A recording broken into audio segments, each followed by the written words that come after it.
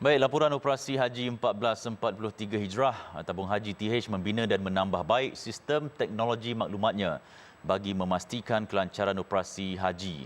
Sebagai usaha memantau keselamatan jemaah, selain memudahkan urusan sepanjang mereka berada di sana, dua aplikasi digital baru diperkenalkan.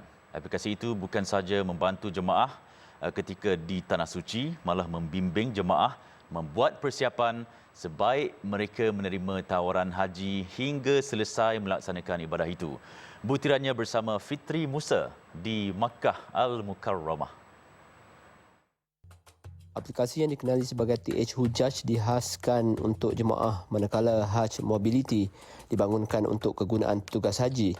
Pengarah operasi IT Haji Samsul Kamal Hussein Kamal berkata, aplikasi ini dilengkapi semua maklumat berkaitan haji, termasuk beberapa proses haji yang dapat diotomasikan. Sebab kita nampak proses-proses sebelum ni terlalu manual. Sebelum ni proses manual, kita monitor pergerakan bas tu, kita pakai telefon, kita pakai walkie-talkie. Jadi kita ganti semua tu, kita automate kan, kita otomasikan melalui Hajj Mobility. Jadi bila kita ada Hajj Mobility ni, perkara-perkara yang manual tu kita dapat kurangkan, sebab bila manual tu kerbakalian untuk ada mistik itu tinggi. Beliau berkata aplikasi TH Hujaj misalnya memberikan maklumat kepada jemaah mengenai maktab jemaah, nombor bas, bilik penginapan serta jadual perjalanan jemaah. Malah ia juga mengandungi fungsi yang dikenali sebagai e-type yang membolehkan jemaah bertanya secara langsung mengenai hukum hakam berkaitan haji. Bagaimanapun, jemaah yang tidak biasa dengan aplikasi digital tidak perlu risau mengenai penggunaan aplikasi ini. Hujaj tu kalau kita boleh tengok, dia punya antarmuka dia very simplified. Amat mudah, dia masuk, dia nampak semua. Bagi pengguna yang first time pun saya rasa tak perlu terlalu risau untuk belajar menggunakan Hujaj. Bila kita masuk, antarmuka dia, interface dia very simplified, everything is sekali.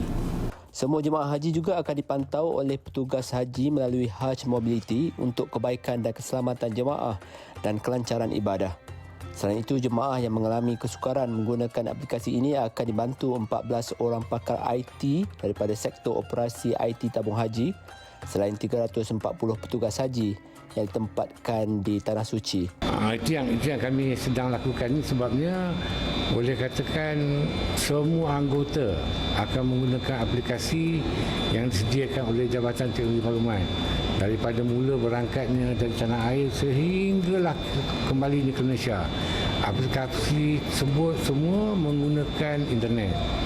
Dan itulah tugas kami lah untuk memastikan setiap anggota dapat mengakses sistem-sistem tersebut dengan sebaik mungkin. Kalau tengok dalam keadaan bilik ini adalah bilik store baik pula semua peralatan-peralatan yang digunakan di Tanah Suci, termasuk keseluruhan yang di Mekah saja.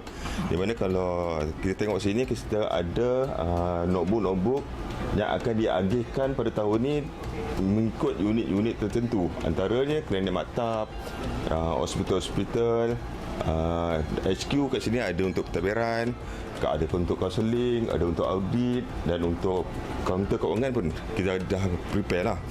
Dan peralatan-peralatan ini kita dah uji sebelum ni. Sokongan juga diberikan oleh kaki tangan IT yang berpusat di Ibu Pejabat Tabung Haji di Kuala Lumpur. Allah bisa tegal biasa. Mungkin pada peringkat awal, jemaah haji dari Malaysia mengambil masa untuk menyesuaikan diri dengan aplikasi-aplikasi terkini dari tabung haji. Namun ia sebenarnya sangat memudahkan jemaah haji dan melancarkan proses ibadah haji itu sendiri, kerana banyak proses-proses ibadah haji ataupun urusan-urusan haji dapat dilakukan secara automasi. Laporan bersama Fitri Musa dan juru kamera Kamrul Zaman Mansur dari Makkah Al-Mukarramah untuk TV Al Hijrah.